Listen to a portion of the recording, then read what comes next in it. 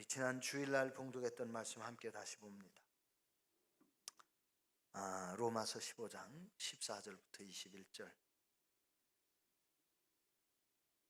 로마서 15장 14절부터 로마서 15장 14절부터 21절까지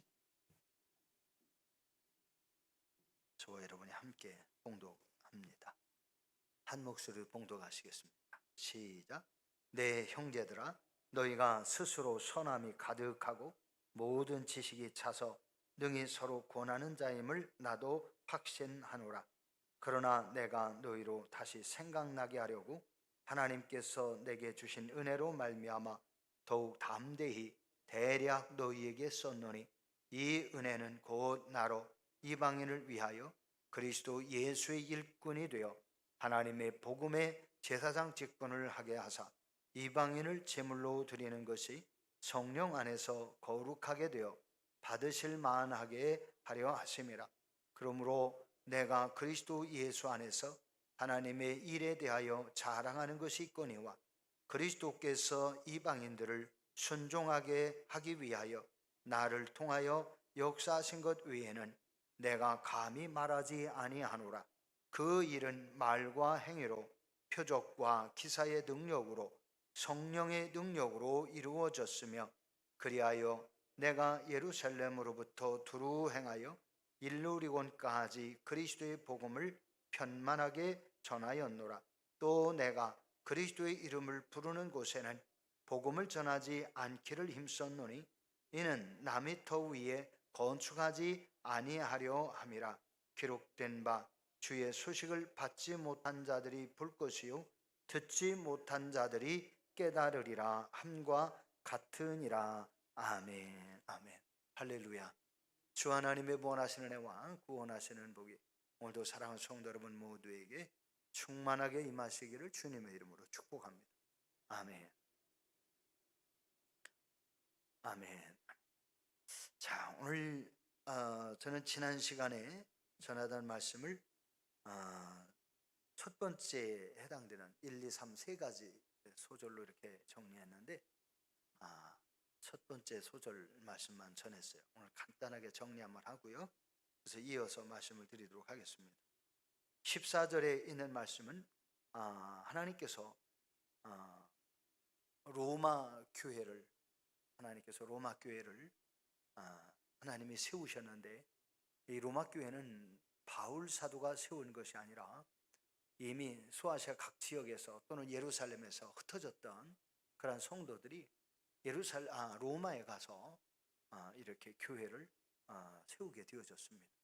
로마 교회의 사도는 누가 있었는지 그 당시에는 알 수 없지만, 초대교회 성도들 상당수가 로마로 흩어져서 로마에서 복음을 전하는 그런 사역을 하고 있었던 것입니다.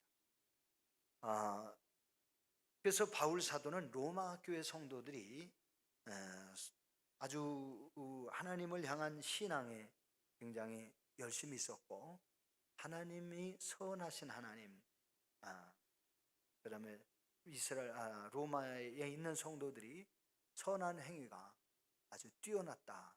성도들의 선한 행위가 뭐겠어요? 서로 싸우고 갈등하고 서로 물어뜯는 건가요? 아니잖아요. 어렵고 힘들고 고난에 처한 사람이 있으면 함께 돕고, 함께 짐을 나누어 쥐고, 누가 고통을 당하면 함께 가서 고통을 도와주려고 풀어주려고 애를 쓰고, 고난을 당하고 어려움 속에 빠졌으면 그 어려움 속에서 헤어나오도록 돕기도 하고 하면서 성도들 간에 굉장히 우대가 아주 굉장히 좋았었다는 거예요. 우애가 좋았었다라고 해도 과언이 아니겠죠. 그렇게 좋았던 그 교회, 그 다음에 서로 성숙한, 서로가 서로를, 성도들이 서로 돕는 신앙, 서로 도와주는 이러한 신앙을 통해서 성도들에게 서로 간에 유익이 되었다라고 성경을 말씀합니다. 이렇게 성도들이 선함을 가지고 하나님의 말씀에 대해서, 예수 그리스도에 대해서 함께 신앙을 나누면서 성도들 간에 서로 유익하게 되기 위해서 힘쓰고 애쓰는, 성도들이 서로 돕는 신앙, 서로 연약한 성도들 도와주는 신앙, 이게 바로 성숙한 신앙인이었었죠. 이렇게 성도들이 성숙한 신앙이 있어서 바울 사도는 로마 교회를 향하여 칭찬하고 있었다는 거예요. 오늘날 우리가 섬기는 이 교회들이 칭찬 듣는 교회가 되면 얼마나 좋겠어요. 사실 예수님 당시에 예수님은 좋은 일을 많이 하시고 사람들에게 유익한 일을 많이 하셨음에도 불구하고 예수님을 칭찬하는 사람들이 별로 없었어요. 초창기에는 예수님을 메시아라고 추종하면서 따라다니는 백성들조차도 마지막에는 십자가에 못 박으라고 아우성치는 사람들이 상당히 많았었단 말이에요. 오죽 그들의 숫자가 많았으면 빌라도 총독이 유대인들이 소유 사태가 일어날까 봐 예수님을 십자가에 못 박으라고 내어주었겠어요. 제사장들 무리만, 바리새인들 무리만, 종교인들 무리만 그런 게 아니라 백성들까지 다 예수님께 등졌는데, 그것은 왜 그랬냐면 그 중요한 이유를 본다면 이 이스라엘 백성들은 예수님이 메시아 나라를 건설하는, 그래서 왕이 될 줄로 알았던 거죠. 왕이 되면 얼마나 좋겠어요. 배고파도 굶주림 다 해결해 주잖아요. 떡을 막 만들어서 막 떼주니까 바구니에서 꺼내주는데 이게 끝이지를 않네. 한없이 나오네. 떡이 한없이 나오지, 생선이 한없이 나오지. 아이, 어린아이 도시락에서 그 한없이 나옵니까? 근데 그렇게 나왔단 말이에요. 그러니까 예수님이 왕만 되면 이스라엘 백성들 배고픈 문제 다 해결돼요. 우리나라가 왜 박정희 대통령을 지금까지 많은 사람들이 그렇게 존중합니까? 유신이니 독재니 별소리를 다 있었지만 그분은 그래도 대한민국을 번영하는 나라로 만들려고 얼마나 애를 쓰고 뛰어다녔는지 정말 힘들게 뛰어다녔단 말이죠. 그 박정희 대통령이 자랄 때 어려운 가정에서 태어났죠. 어려운 가정에서 자랐다는 거예요. 가난한 가정에서 자랐다는 거예요. 아버지가 생활 능력이 사실은 좀 부족했던 사람이었던 거예요. 그런데 아들 박정희 씨는 그 당시 아버지의 모습을 보면서 오히려 자기는 더 열심히 공부를 하고 더 열심히 일을 하고 그러면서 자기 일을 자기 스스로 개척해 나가는, 아버지는 오히려 아들한테 쫓아가가지고 월급 내놔라 돈봉 다 뺏어가는, 며느리 집에다 데려놓고 아들한테 월급 타기가 무섭게 뺏어가는 그런 아버지였었더라고. 아버지는 빈둥빈둥 놀고, 아들은 소학교 선생님인데, 소학교 선생님이 옛날에 봉급이 뭐 그렇게 많아요? 봉급 타기가 무섭게 쫓아가서 봉급 내놔 해가지고 몽땅 가지고 가고 이런 짓을 아버지가 했더라고. 그런데 우리나라가 얼마나 어렵게 가난하게 힘들게 살았습니까? 제가 중학교 다닌 초창기만 해도요, 가난해가지고 초등학교 다닐 때도 도시락 목 싸우는 애들이 참 많았어요. 저희 어머니가 가끔 끼니 걱정하는 얘기를 듣는 적이 있었어요. 어떤 때는 밥을 안 먹고 고구마만 먹은 적도 있어요. 예를 들면 점심 때 특별히 일하지 않는 날은 고구마 먹는 날이요. 그런데 저는 그게 참 맛있었어. 고구마를 너무 좋아해가지고 저는 뭐든지 좋아했어요. 밀가루, 고구마. 지금도 입이 싫어서 못 먹는 건 거의 없어요. 쓰든 달든 뭐든지 들어가는 거는 다 좋아. 그래서 저는 먹기만 하면 살찌는 체질이요. 그거를 좀 줄이라고 애를 써요. 오늘 저녁에도 밥을 먹었는데 조금 더 줘. 그래서 먹어보니까 조금 배가 더 부르네. 그거 조금 덜 먹었어야 되는데. 요즘 왜 이렇게 밥이 맛있는지 몰라요. 밥을 더 먹어요. 조금 더 먹어. 조금 더 줘. 조금 더 줘. 아침에도 조금 더 줘. 저녁에도 조금 더 줘. 글쎄 조금 더 달라고.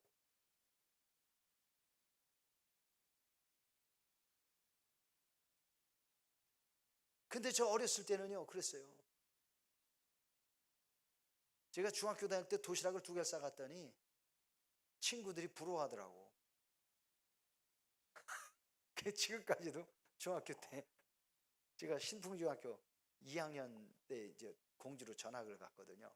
신풍중학교 1학년 다니고 그럴 때 평술에서 밥 먹고서 신풍까지 걸어오면 1시간 걸어오잖아요. 자갈길을. 어떤 때는 자전거 타고 가는 친구 자전거에다가 내 가방 싣고 저는 뛰다 걷다가 학교 가면요, 아침에 1시간 끝나면 배가 얼마나 고픈지 이해가 가시죠?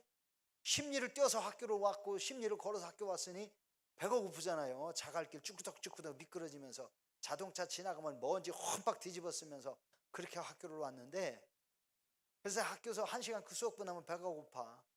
그러니까 2시간 끝나면 밥을 먹는 거예요. 밥 먹었다고 선생님한테 손바닥 맞은 적도 있어요. 밥 먹는 친구들이 여럿이었어. 선생님이 이제 3번째 시간에 딱 들어왔는데 글쎄 밥 냄새, 반찬 냄새 막 나잖아요. 밥 먹은 놈들 다 일어나. 그래가지고 다 일어나라니까 어떻게 해요? 나중에 안 일어났다가 도시락 뚜껑 열어 그래가지고 그때 뚜껑 열어서 걸리면 다 일어났어. 그랬더니 일어난 놈도 안 일어난 놈도 있을 거예요. 어떠면 일어나자마자요 손 내밀어. 손 내밀고 다 2대씩 3대씩 너 맞아 어디 맞은겨 먹지 마. 그래도 예 그래고서는 또 안 먹나? 또 먹죠. 그러면 저녁 끝나고 가려면요 점심 때 밥 조금 먹으면 배고파. 그러니까 어떻게 해요? 밥을 먹고 저녁에 또 걸어가야 되잖아요. 저녁 때. 그러니까 도시락 2개 가지고 싸갔는데, 친구가 중학교 때 친구가 방학간? 명동 방학간. 그 친구가 중학교 때 갔는데 저를 알아보더니 정찬이가 또 도시락 2개씩 사가지고 다니네. 그 친구는 대령님과 청흥님과 그쪽에 살았거든요. 도시락 2개씩 사가지고 저는 까마득하게 잃어버렸는데 이 친구는 지금까지 기억하고 있더라고. 글쎄 여기 왔다가 글쎄 만나가지고 거기 갔더니 글쎄 그 친구 아니요? 야 친구 오래간만이다 그랬어요. 그러더니 이름이 금방 생각 안 나면 너 도시락 2개 쓰고 이름은 생각 안 나도 도시락 2개.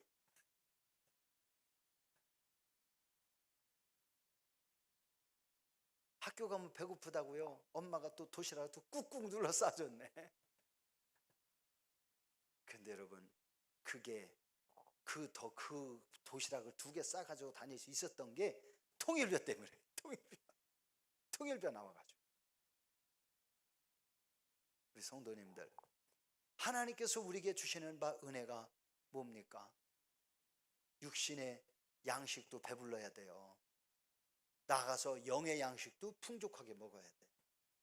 근데 박정희 대통령 존경받은 것은 우리나라의 최빈국 중에 하나였던, 에티오피아가요 오히려 우리나라보다 잘 살았고, 필리핀이 우리나라보다 훨씬 잘 살았고, 브라질이 우리나라보다 훨씬 잘 살았었어요. 그런데 우리나라가 지금 그런 나라를 다 제껴놓고 그래도 10위? 11위? 그렇대잖아요. 세계. 우리가 지금은 배고파서 못 먹나요? 먹기 싫어서 못 먹는 사람이 많지. 물론 배고픈 사람도 있긴 있을 거예요. 양식 떨어진 사람. 그러나 정부가요 그런 사람들 굶어 죽지 말라고 연금 주잖아요. 연금 있는 나라가 별로 없습니다. 연금도 안 들었는데 기초연금 주는 나라가요 우리 대한민국 외에 몇 나라가 없어요. 우리나라 경제가 그만큼 됐기 때문에 우리나라 기업들이 해외에 나가서 돈 벌어다가 우리 먹여 살리는 거예요. 우리 고맙게 생각해야 돼요. 그래서 박정희 대통령이 그 경제 대국을 이뤄가는데 아주 완전히 튼튼하게 기초를 닦아놓았기 때문에 지금까지 박정희 대통령 그러는데, 그때 당시에 핍박을 받았던 학생들은 좌익으로 흘러갈 수밖에 없었고 유신체제에 독재에 뭐 하면서. 근데 그것도요 박정희 대통령의 마음을 몰라서 그런 거지. 물론 잘못한 것도 있어요. 유신이니 뭐니 해가지고. 그렇지만 실수보다 잘한 게 더 많다고 생각하기 때문에 대한민국이 바르게 세워진 거고, 외국의 누구 대통령들처럼 자꾸 해먹고 전두환 씨처럼 해먹었더라면 우리 대한민국이 망가졌을 거예요. 근데 우리나라가 그 박대기 대통령 그렇게까지는 안 먹었단 말이에요. 자, 우리가 하나님이 주시는 바 은혜와 복을 우리가 알아야 되는데, 우리 그 당시 로마 교회 성도들은 예수님이 이제는 메시아로서 왕국을 건설하지 않고 예수님이 죽으셨다가 부활 승천하신 사실을 알게 되고, 예수님이 이 땅에 왕으로 오신 것이 아니라 영원한 나라 하나님 나라 그리고 온 우주를 이제는 평화로 세상을 통치하고 다스리는데 복음으로 온 세상을 통치하고 다스리고자 하는 그 마음을 제자들이 알게 됐는데 그게 바로 로마 교회 성도들이었다는 거예요.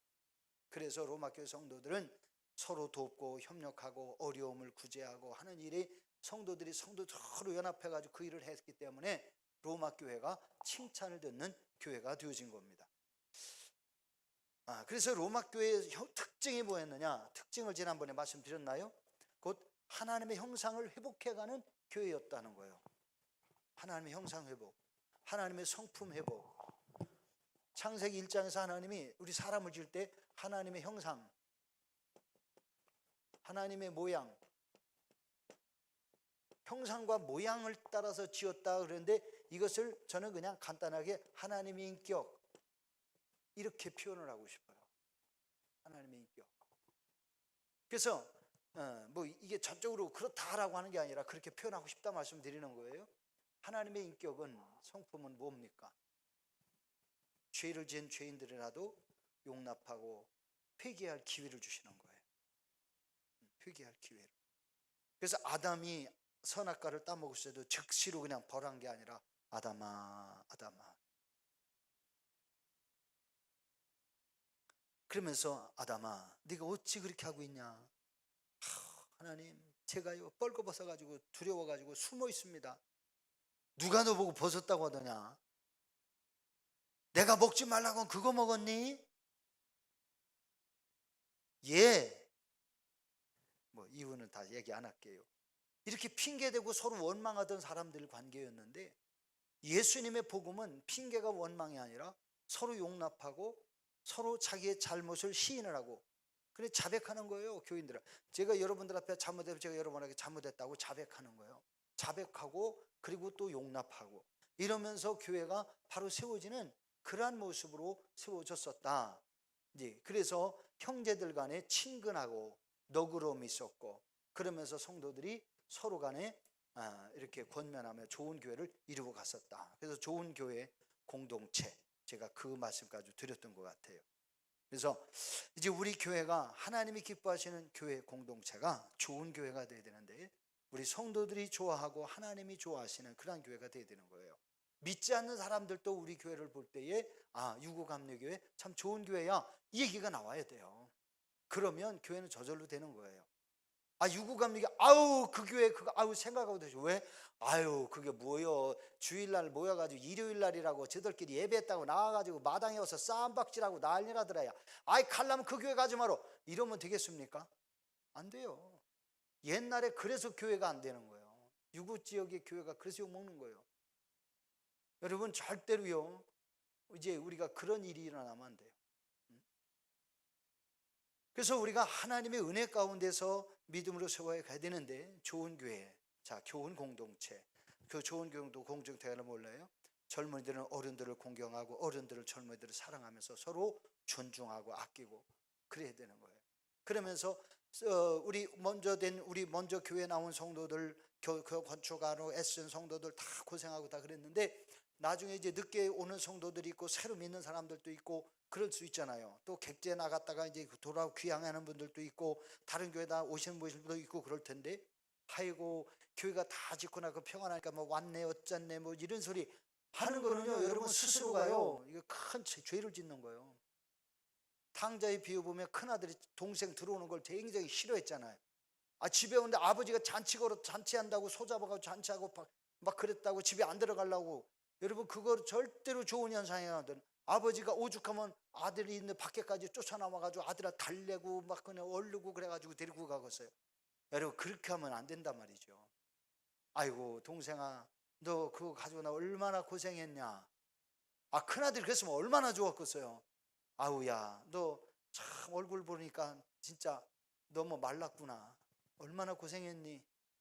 너에 대한 이야기는 들었지만 너 그거 아버지 뭐 유산 물려고 가지고 갔지만 그 돈 내고 공부했다 생각하고 이제 우리가 앞으로 잘 살자. 아버지 유산 아직도 많으니까 너랑 나랑 그냥 같이 형제끼리 잘 살면 되지. 뭘 네 거 내 거 따질 거 있냐. 그랬으면 큰아들 얼마나 멋있어요. 그죠? 아무도 아멘 안 하시는 거 보니까 뭔가 잘못된가 보다. 이 쑥스러워서 죽음으로도 들어가야나. 그런데 큰아들이라는 작자가 아버지가 글쎄요, 너 죽었다 살아 돌아온 동생이라고 얘기를 하면 설명을 해줘도 끙끙거리면 안 들어가고, 그런 거 아니에요? 성경에 보니까 그러잖아요. 성경에 자세하게 안 써있지만 굉장히 불쾌한 모습으로 들어가요. 불쾌한 모습으로 동생 보면서 기뻐했겠어요? 지 유산 다 가지고 나가가지고 다 탕진해가지고 내 유산 그 뺏은 거 또 뺏어가? 이러면서 화를 내고요, 기분 나빠가지고 지금 그런 꼴이 돼버린 거예요. 그런데 하나님은 아버지 마음을 가지신 분이 바로 하나님이었단 말이죠. 그래서 아버지의 인격은 뭐예요? 아들, 비싼 공부했다 생각하고 이제 죽었다가 살아 돌아왔으니, 철 들어왔잖아요, 그죠? 철 들어왔으니 얼마나 좋아요. 철 들어왔으니까 그 정신 차리고 철 들어왔으니 다행이지, 철 안 들고 왔어도 그 자식 어떻게 할게요. 그거 다행스럽게 감사하게 철 들어왔으니 아버지는 잔치를 베푸는 거죠. 오자마자 아버지한테 무릎 꿇고 그러잖아요. 아버지, 제가 하나님과 아버지께 큰 죄를 졌사오니 이제는 아들이라 생각 말고 아버지 집에 있는 품꾼 중에 하나로만 봐주세요. 일 시켜달래. 일하겠다고. 그러니까 아버지가, 야, 너 철 들어왔구나. 그보다도 더 귀한 얘기가 뭐예요? 철 들어왔구나, 그 얘기보다 더 귀한 얘기가, 아들아, 너는 내 아들이다. 너 죽은 줄 알았더니 살아 돌아와서 얼마나, 그러니 너는 내 아들이야. 어디 종이야? 어디 일꾼이야? 아니야. 얘들아, 가서 빨리 목욕시켜라. 빨리 가서 목욕시키고 가락지 끼우고 신발 신겨. 가락지가요, 상속권자라는 거고요, 신발이 종이 아니라 주인이라는 거예요. 아버지 상속권자, 주인. 그래서 신발을 신겨라. 원래 종들은 신발을 안 신는 겁니다. 그 사회에서는 그랬어요. 그러니 이 아들은 완전하게 회복된 거예요. 옷도 좋은 옷 입히고, 송아지도 제일 살찐 송아지를 잡으래요. 그래가지고 동네 사람 다 불러 잔치하자고. 아버지가 얼마나 기분이 좋은지, 이 아들이 살아 돌아온 것을 인해서 아버지가 잔치를 베풀었습니다. 이것이 아버지의 마음인데, 자, 우리는 그래서 허물이 있어도 성도들이 진실로 자기의 잘못을 인정하고 용서를 구하고 미안하다고 잘못했다고 하고 그러면요, 용서해 주어야 하는 거예요. 참, 언젠 그러고, 그래, 내가 그거는 받아줄게. 그러나 나는 옛날같이 너하고 가까이는 못하겠다. 이러면 또 그것도 이상한 거예요. 그런데 성경에는 용서의 개념보다 용납으로 받으라는 거예요. 용납은 뭐냐? 잘못을 인정했으니까 용서해주고 옛날처럼 좋은 관계로 다시 인정하고 회복해라. 그 말이 용납이에요. 용서는 그냥 탕감해 준 거고, 용납은 좋았던 관계로 다시 회복시켜 주는 거예요. 복권이죠. 맞으면 사면 복권, 완전히 회복되는 거예요. 그래서 하나님의 용서라고 하는 것은 단순한 용서가 아니에요. 복권이에요. 그래서 얼마나 귀합니까? 그래서 로마 교회는 그런 교회를 만들어 가고 있었다는 거죠. 자, 15절로 16절 말씀 다시 봅니다. 거기 내용은 복음의 제사장으로 부름받은 사울이라고 제가 제목을 정했습니다. 바울 사도가 이방인들과 로마 교회에 복음을 전할 수 있었던 것은 뭐냐? 하나님의 은혜였습니다. 이방인을 구원해서 하나님이 기뻐하실 만한 거룩한 산 제물로 바칠 수 있었던 바울, 그 사역을 할 수 있었던 것은 바로 하나님의 은혜였기 때문에 그래. 왜? 하나님이 바울이 예수님을 대적하고 거부하고, 오직 바울은 하나님밖에 몰랐어요. 근데 예수님은 가짜인 줄 알았단 말이죠. 그래서 예수 믿는 사람을 잔인하게 핍박했던 그 사울을 예수님이 용납하신 거예요. 아이고, 철이 안 들었어도 몰라서 그래. 그러면서 예수님이 만나주시고 불러주시고 그의 눈 멀었던 눈을 아나니아 기도를 통해 열어주신 사건 이후로 사울이라는 청년은 180도로 확 바뀌어가지고 이제는 핍박자가 아니라 복음을 전하는 자가 되었잖아요. 하나님을 대적하는 자를 불러서 나를 예수님 입장에서, 이제 예수님이라고 합시다. 예수님 입장에서 사울을 보니까 나를 대적하고 반대하고 나를 믿는 사람을 핍박하고 잔인하게 죽여. 그러면 이거 당장 벌을 내리고, 옛날로 말하면 역적이라고 죽여야 맞잖아요. 그런데 네가 나를 몰라서 그래. 그러면 예수님이 그를 만나 주신 거예요. 그래서 그에게 깨닫게 하시고 은혜로 알게 하셨어요. 그래서 예수님이 가짜가 아니라 진짜요 하나님이라는 사실을 깨달은 바울은 확 바뀌었죠. 바뀌어서 이제는 목숨 걸고 예수님을 위하여 사역하는 그러한 복음 전도자가 된 거예요. 그러니 대적자를 버리지 아니하시고 반역자를 버리지 아니하시고 용서하고 사랑하고 기회를 주어서 돌이키게 하시고, 그래서 그에게 사도라고 하는 새 직분을 주셔서 이방인들에게 복음을 전하게 하신 것이 은혜란 말이에요. 그런데 또 그냥 이방인에게 복음을 전할 때 그냥 전한 게 아니에요. 바울 사도는 뭐냐? 이방인들을 하나님이 기뻐하시는 거룩한, 하나님이 기뻐하실 만한 거룩한 제물로 바쳤다는 거예요. 하나님이 기뻐하실 만한 거룩한 제물. 그게 뭐예요?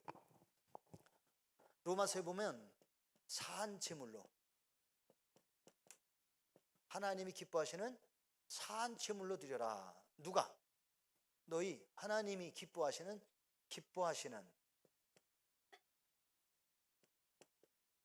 산 제물. 누가? 내 몸, 여러분의 몸을 하나님이 기뻐하시는 사한 제물로 드려라 그러셨단 말이죠. 그런데 바울 사도는 이방인을 구원해서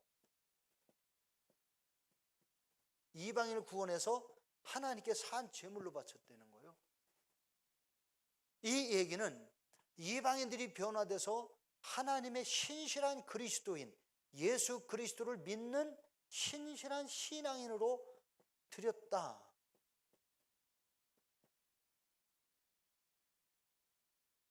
그래서 예루살렘에 있는 사람들뿐만 아니라 소아시아 지역에 있는 사람들, 바울 사도가 어디냐? 예루살렘에서 일루리곤까지라고 얘기를 합니다.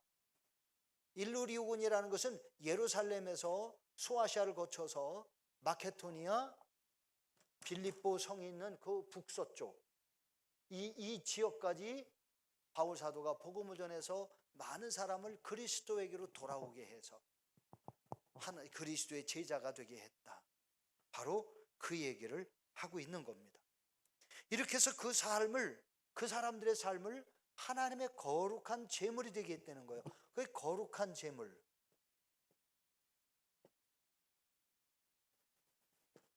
누가? 이방인들.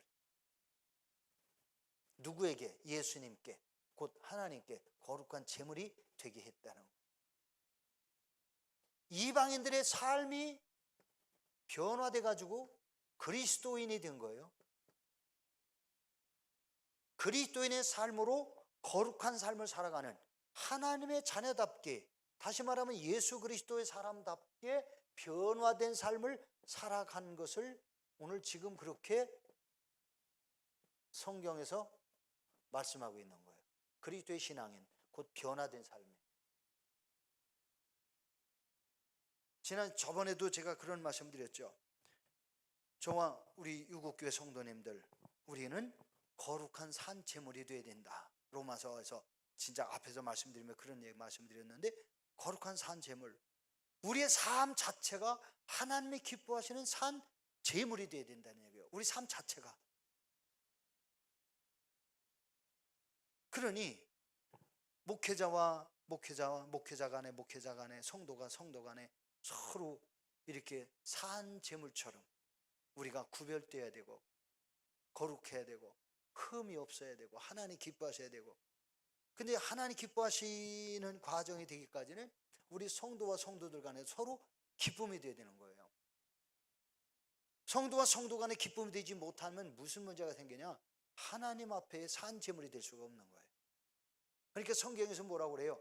하나님께 예물을 드리려고 교회 예물 가지고 왔는데 형제에게 원망 들을 만한 일이 있는 줄로 생각나면 제단에 제물을 드리지 말고 보류해 놨다가 가서 그 문제를 해결하고 와서 제물을 바치라고 그러잖아요. 그만큼 우리의 신앙이 이 땅에서 거룩한 제물로서의 삶, 우리의 삶 자체가 거룩한 제물이 되는 그 삶을 살아가야 되는데 그 삶을 살아가지 못하는 게 우리의 현실일 경우가 참 많아요.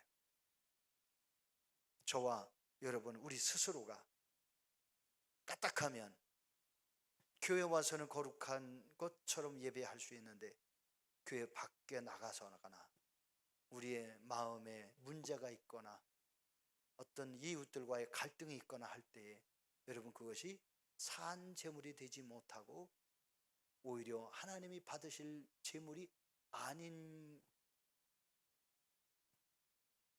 때들이 있다 말이에요. 근데 바울은 그 그리스도인 이방인을 구원해서 거룩한 산 제물이 되게 했대요. 이게 놀라운 겁니다. 오늘날 교회 안에 거룩한 산 제물로 가득 채워졌다면 교회는 부흥할 수밖에 없고요, 교회는 은혜가 넘칠 수밖에 없고, 그래서 우리가 그런 교회를 만들고 우리가 은혜 생활, 예배 생활, 기도 생활 열심히 하면 하나님의 성령이 강하게 역사할 수밖에 없어요. 은혜가 있는 곳에 성령이 강하게 역사합니다. 근데 또 성령이 강하게 역사하는 곳에 꼭 마귀가 틈타가지고요 시험거리를 만들어내려고 그래요. 그런데 거기에서 우리가 지혜롭게 대처를 해야 돼요. 옛날부터 어른들이 그런 말씀 하셨거든요. 포사다마, 조언이 있으려고 할 때에 마귀들이 꼭 낀다, 그 얘기예요. 좋은 일이 있으려고 그러면 안 좋은 일이 꼭 같이 일어난다는 거죠. 좋은 일을 방해하려고. 근데 이게 사단의 역사라고 저는 그렇게 봅니다. 교회가 부흥하려고 그럴 때 꼭 분쟁이 일어나요. 참 이상하죠. 분쟁 없는 교회가요 결국은 부흥하는 거예요. 여러분, 그거를 우리가 아시면 사단의 역사를 얼마든지 피해가고 이길 수 있잖아요. 그래서 하나님께서 가장 기뻐하시는 게 뭘까? 바울 사도를 통해 말씀하시는 저와 여러분이 거룩한 산 제물로서 하나님께 드려지는 이러한 신앙과 삶이 되어야 된다는 거예요. 우리 유국교회가 이렇게 돼야 돼요. 저와 여러분이 이렇게 돼야 되는 겁니다. 그래서 거룩한 산 제물은 우리의 삶이 하나님께 거룩한 제물로 바쳐지는 거예요. 그래서 우리의 삶 자체가 하나님 앞에 향기로운 제물처럼 보여져야 돼요.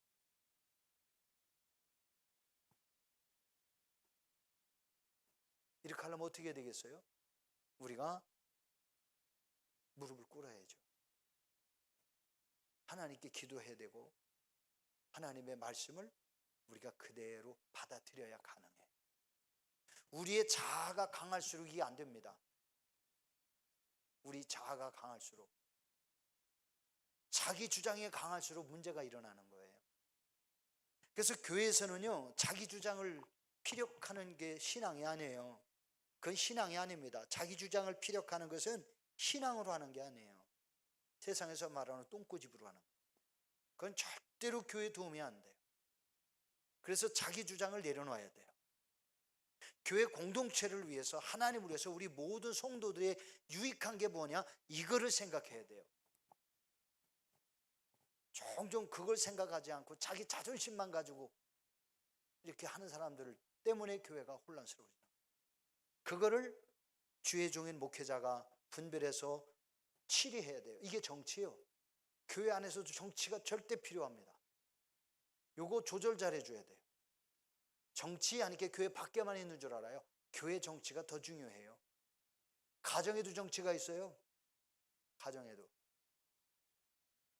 저희 선치는 자녀들이 뭐 이렇게 홍저럭하고 싸우고 그러는 거는요, 얘들 싸우면 싸우지 마라. 그러면 끝이었어요. 왜 형제간에 왜 그러냐? 그러시면 끝이었어요. 더 이상 얘기 안 하세요. 그 한마디면 끝이요. 그런데 우리 어머니는요 절대로 안 그랬어요. 왜? 알고 보니까 우리 어머니 형제들, 그 위에 집안 형제들, 알고 보니까 거기는 형제들 간에 많이 다툼이 일어나가지고 집안이 망했더라고, 김씨 집안이. 제 어머니가 그걸 봤잖아요. 제 아버지는 형제들 간에 싸우는 집안이 아니었어요. 이게 말 한마디면 그냥 끝이었어요. 그러니까 제 집은 그랬다고. 그런데 외갓집 쪽 그쪽 김씨네는 그게 아니었더라고. 양반 집인데도 그 모양이더라고. 그러니까 어머니가요 재판을 하는 거예요. 집안에서 정치를 해요. 형제간에 우리 형제들과 조그마니까 아웅다웅 하다가 싸울 거 아닙니까? 형한테 얻어맞고 동생 울고 그럴 거 아니에요. 그러면 이리 와. 다 가야 돼. 다 가면은 쪼르륵 무릎 꿇어요. 왜 그랬어? 다 따져요. 다 들어요. 솔직하게 얘기해. 솔직하게 다 얘기해야 돼. 맞은 놈 맞은 대로, 의도 터진 놈, 때린 놈은 때린 놈대로 다 얘기해야 돼. 그럼 엄마가 재판 따고 이건 이렇고 저렇고 저렇고 하는데 왜 그래? 그러면서는요 가서 회초리해 와. 회초리해 와. 싸웠으니까, 울었으니까, 때렸으니까. 그러니까 내가 회초리해 와야 돼. 회초리해 오면은요 너 몇 대 맞을 거야. 그러면 예를 들어서 이제 제가 잘못했다고 합시다. 잘못했는데 잘못한 놈이 나 한 대만 맞을 거야. 그러면 너 지난번에 잘못해, 이번에도 잘못했는데 너 한 대 맞으면 안 돼. 너 안 되는 거야. 지난번에 잘못했으니까. 지난번에 잘못 안 해도 봐준 거 오면 봐준 것까지 꽃배기로 올라와요. 그러니까 어떻게 해야 돼요? 자기가 자수해야 돼. 엄마 나 이번에 잘못했으니까 몇 대 맞을게요. 그럼 쪼르륵 자기가 자원해서 몇 대 맞는다 우리야. 자기가 해온 거 가지고 맞아. 그러니까요 형제간에 부모 앞에서 싸울 수 있어 없어요? 못 싸워요. 누가 억울한 놈이 없어. 거기서는 이제 다 잘한 놈은 잘한 놈대로, 못한 놈은 못한 놈대로 판결을 받아. 근데 진짜 잘못했는데도 엉겨가지고 잘못하고 형한테 엉겼다. 그러면 잘못했는데도 형한테 덤벼가지고 얻어 터졌으면 그러면 엄마한테 한 대라도 더 맞아야 돼 이제. 그러니까요 엄마가 일사불란하게 정치를 하시는 거예요. 그러니까 형제간에 집에서 부모 앞에서 절대로 싸울 수가 없어요.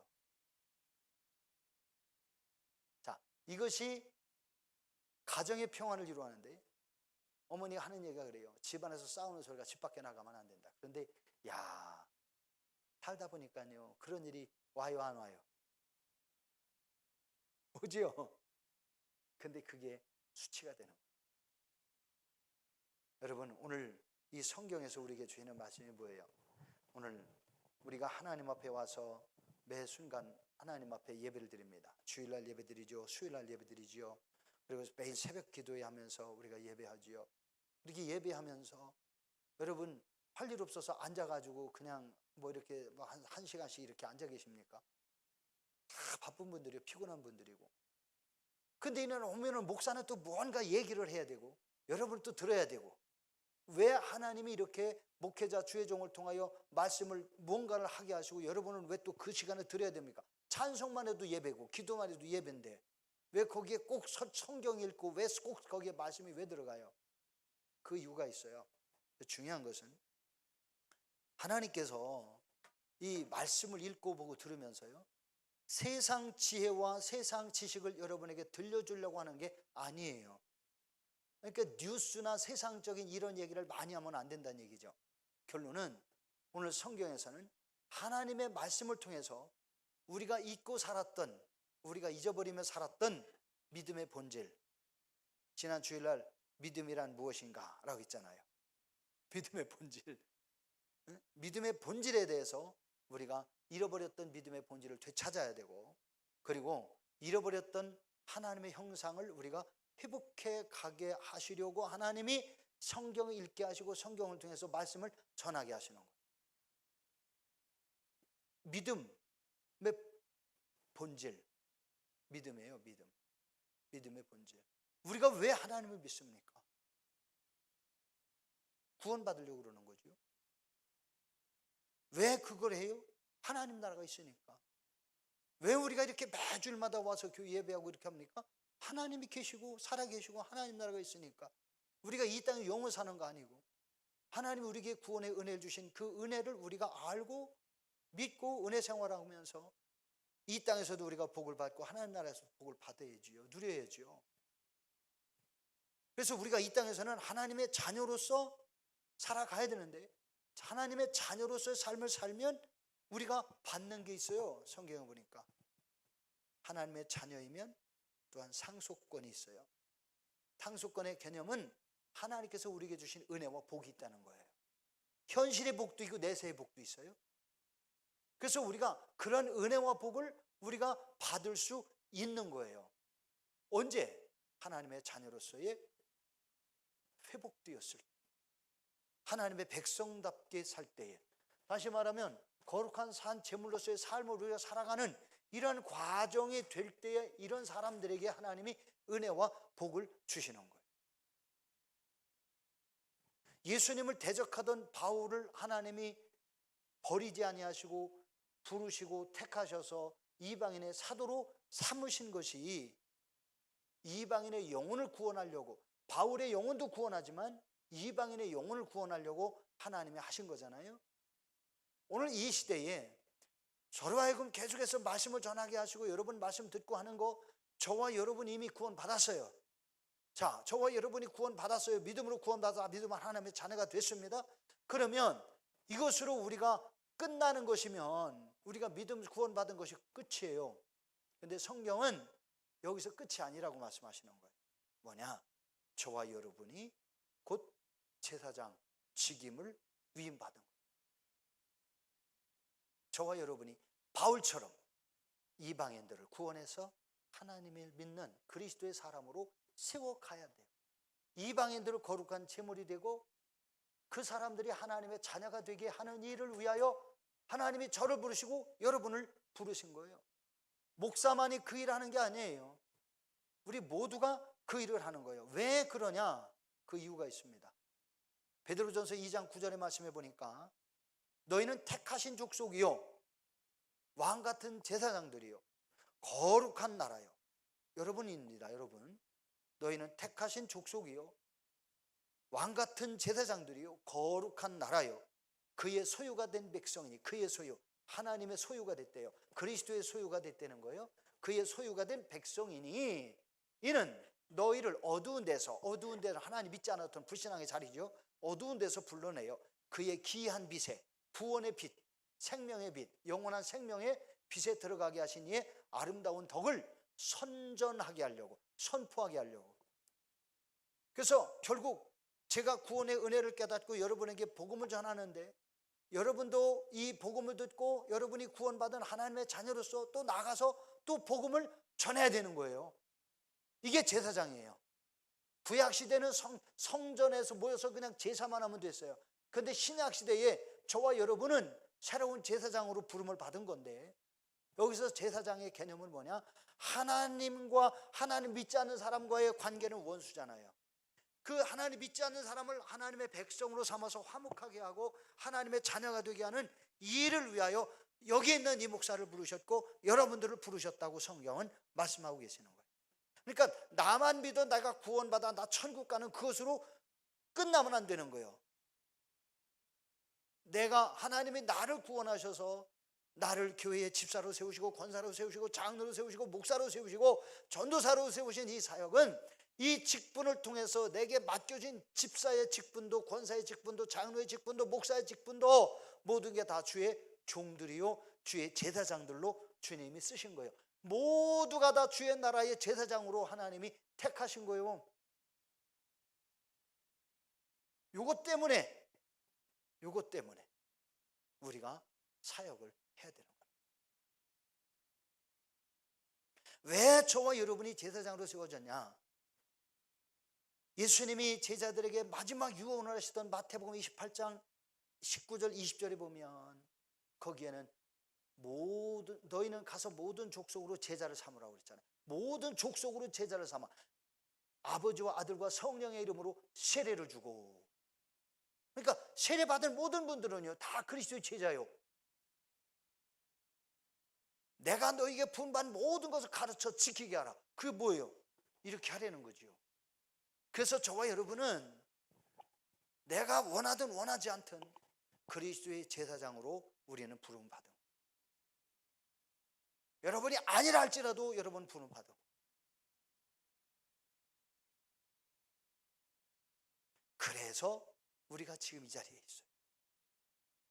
이 자리에 있는 것은 저를 통해서 하나님의 뜻을 깨닫고 말씀을 듣고 그러면서 우리가 제사장으로서의 역할과 사명을 다시 한번 회복하고, 그래서 하나님 우리에게 주신 바 은혜와 사랑을 깨달아서 우리가 하나님의 은혜와 사랑을 모르는 사람들에게 하나님이 이런 분이야, 예수님이 이런 분이야, 우리가 예수님 믿어야 돼, 이 이야기를 해야 된다는 거예요.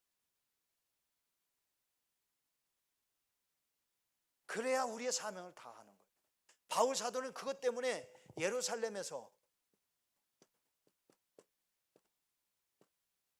소아시아를 거쳐가지고 마케도니아, 빌립보 성 우쪽 그쪽 지역에 마케도니아 지역, 오늘날로 말하면 그리스 나라 그쪽, 터키, 그리스 이런 나라들이 지금 땅을 살고 있는 그쪽 지역들을 다니며 복음을 전했고, 로마에 있는 이쪽 로마에 있는 사람들 성도들에게 또 이 편지를 써서 나의 역할은 바로 이 거룩한 산 제물이 되게 하는 거다. 누구를? 이방인들 구원해서, 이방인들을 구원해서 하나님의 거룩한 산 제물이 되게 하는 일이 내가 그동안 해온 일이야.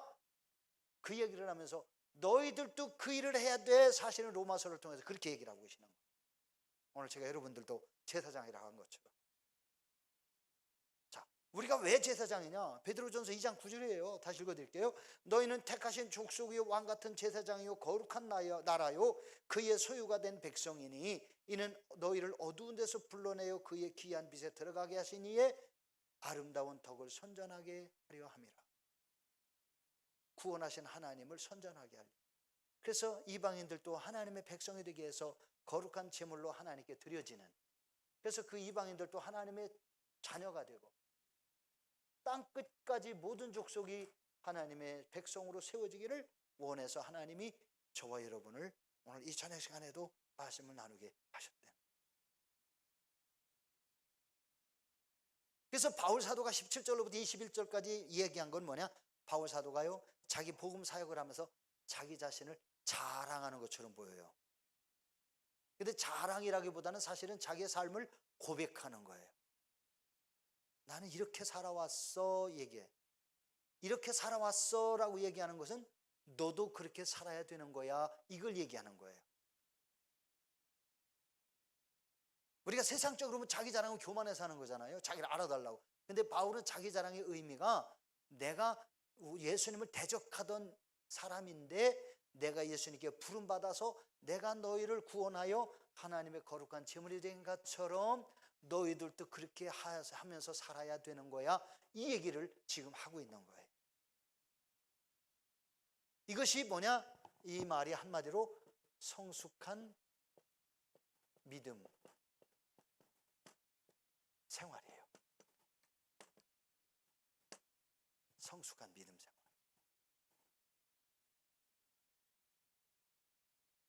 성숙했다, 다 이것 되는 거예요. 다 이것. 여러분, 사과 익어야 먹잖아요, 그죠? 사과 익어야 먹어요. 감도 익어야 먹어요. 그냥 먹으려면 못 먹어. 뜯어봐. 익으면 누구나 먹을 수 있어요. 설익은 거는 맛도 없어요. 먹다가 집어내버려 버린다. 그러니까 우리는 성숙한 믿음 생활을 하는 성도가 되어야 되는 거예요. 근데 바울 사도가 뭐라고 했느냐? 내가 이렇게 할 수 있었던 것은, 여기서 중요한 얘기를 합니다. 내가 이렇게 할 수 있었던 것은 내가 한 게 아니야 그러는 거예요. 누가 했냐? 성령이 하신 거야. 성령이 나를 붙잡고 다니면서 하신 거야. 나는 그냥 쓰임받은 거야. 청소할 때 모양으로 보면 나는 빗자루로 쓰임받고 나는 걸레로 쓰임받은 거야, 이러는 거예요. 걸레를 사용하셔서 우리 성도님들 예배당 깨끗하게 하시잖아요. 하나님이 성령을 통해서 나를 이끌어서 그렇게 할 수 있게 하셨어, 이 얘기예요. 성령이 하신 거야, 하나님이 하신 거야, 얘기예요. 우리 성도님들, 하나님이 하시는 게 되면 은혜요, 복이요, 축복이에요. 여러분, 그런 분들이 될 수 있기를 주 여러분 축복합니다. 하나님이 하셔요. 여러분이 마음을 먹고 여러분이 은혜 생활하고 여러분이 거룩한 산 제물로서의 삶을 살아가면 하나님은 성령을 통해서 여러분이 이렇게 이끌어 가시고, 이렇게 이끌어 가심으로 여러분이 성령 앞에 쓰임받아서 능력도 나타나고요, 기적도 일어나고요, 기도하는 응답받고요, 문제 해결 받는 겁니다. 하나님이 쓰시는 거예요. 여러분, 병원에 가면 이거 하나만 얘기 끝낼게요. 병원에 제가 막 아파서 이제 뭐 맹장 걸렸다고 합시다. 저는 맹장 안 걸렸는데 지금까지. 맹장 걸려서 병원에 갔어요. 그러면 이제 의사가 수술한다고 수술하잖아요. 그죠? 그러면 메스 해가지고 간호사한테 메스 해가지고 여기를 잽니다. 이제 째는데 다 쇠는데 이 칼이 있다가, 야, 내가 정찬근이를 맹장 수술하고 내가 살렸다? 칼이 그러면 맞아요? 틀려요? 에? 의사가 저를 붙잡고 쓴 거지, 써먹은 거지. 쥐가 했나? 의사가 한 거지. 의사가 붙잡고 한 거지. 그죠? 마지막 꼬맨 거 바늘 가지고 꼬맵니다. 이제 바늘 땡그랗게 생긴 거예요. 반달같이. 그걸 꼬매요. 꼬맨데 바늘 있다가, 야, 내가 정찬근이 맹장 걸린 거 다 꼬매가지고 치료했어. 그런다면 꼬매는 일에 쓰임 받긴 받은 거지만 지 바늘이 뭐예요? 의사가 붙잡고 쓰지 않으면 저는 아무것도 못해야. 그죠? 의사가 쓴 거예요. 그러니까 바울은 내가 한 게 아니라 하나님이 성령을 통하여 나로 하여금 그렇게 사용하셨다. 나는 쓰임받은 도구에 불과하다라고. 그래서 결국은 뭐예요? 하나님 써주심에 감사합니다. 뭐에 감사해요? 써주심에 감사. 내가 이렇게 해서가 아니에요. 하나님이 써주셔서 이렇게 되었어. 나는 할 수 없는데 하나님이 하셨어. 그렇죠?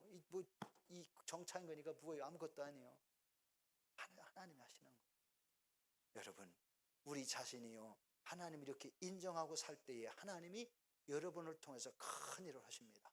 여러분, 하나님 앞에 이렇게 성령의 인도함을 받고 쓰임받아 여러분의 기도에 응답되고 여러분의 문제가 해결되고 여러분이 하나님께 기도할 때마다 능력이 나타나는 이런 놀라운 일들이 일어나서 여러분이 하나님의 거룩한 산 제물로, 또한 거룩한 산 제사장으로 쓰임받는 여러분들 다 되시기를 주님의 이름으로 축복합니다.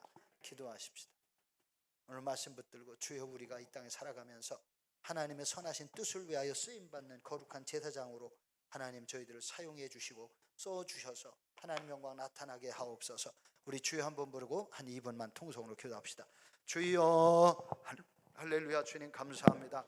주님께서 오늘 저희들에게 말씀을 주시고 은혜 주시어서 이 말씀을 통하여 우리 자신들이 다시 한번 하나님의 은혜와 사랑을 깨닫게 하시고 하나님이 저희들을 붙잡아서 사용하시고 저희들이 하나님 앞에 붙잡힌 바 되어 쓰임받을 때에 이것이 은혜요 축복이 됨을 다시 한번 깨닫습니다.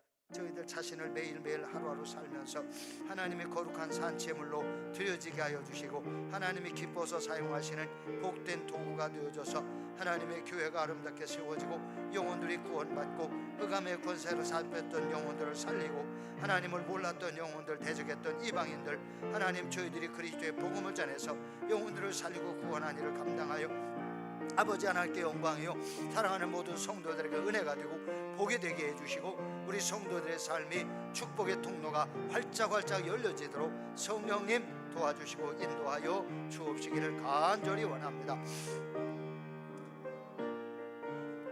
하나님 아버지 감사합니다.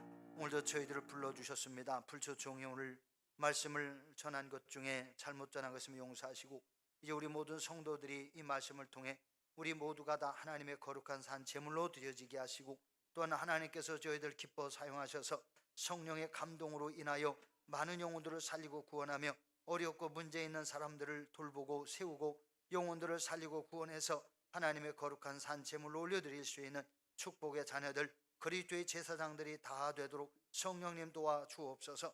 하나님께서 택하신 모든 자녀들 가정과 직장을 지켜주시고 보호해주시고 은혜 가운데 세워주시어서 하나님 성도들의 가정마다 예수 그리스도로 인하여 복을 받고 나아가서 그리스도의 종으로서 그리스도의 제사장으로 쓰임받기에 조금 더 부족함이 없도록 영권, 물권, 인권, 언권 주시옵소서. 영혼을 살리는 권세도 마음껏 활용하여 하나님 나라에 갈 때에 영광 중에 칭찬받고 상급받는 축복의 자녀들 다 되도록 성령님 인도하여 주옵시기를 원합니다. 예배를 마치고 돌아갑니다. 다시 저희들의 삶의 현장에서 예수 그리스도께서 동행해 주시고 성령님이 사용해 주셔서 하나님 영광 나타나게 하여 주시옵소서. 우리 구주 예수 그리스도 이름으로 감사하며 기도 올리옵나이다. 아멘. 하늘에 계신 우리 아버지 이름이 거룩히 여김을 받으시오며 나라의 마옵시며 뜻이 하늘에서 이루어진 것 같이 땅에서도 이루어지이다. 오늘날 우리에게 일용할 양식을 주옵시고 우리가 우리에게 죄 지은 자를 사하여 준 것 같이 우리 죄를 사하여 주옵시고 우리를 시험에 들게 하지 마옵시고 다만 악에서 구하옵소서. 나라와 권세와 영광이 아버지께 영원히 있사옵나이다. 아멘.